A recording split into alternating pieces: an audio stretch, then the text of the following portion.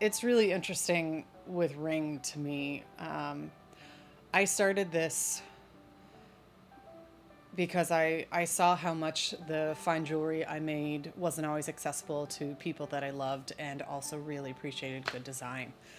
And I really wanted to be able to just help everyone have access to great design and knowledge of beautiful jewelry, and be gentle about it. And what's so interesting to me is I'm now engaged and being in the wedding industry and also trying to get my own wedding together, seeing how we all need to be treated very gently.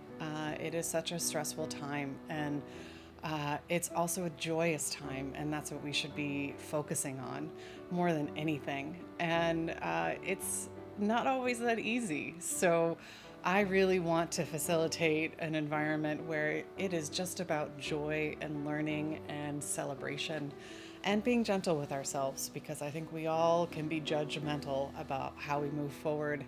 And that's just not needed. Even while you've got a torch in your hand, you can focus and still have a great time. And that's why I love what I do. The studio balances me and nurtures me, and is uplifting in a way that few other things are. And for me, it's that tactile experience that completely focuses you in the moment and allows you to just be aware of what is in front of you and the love that is surrounded by you.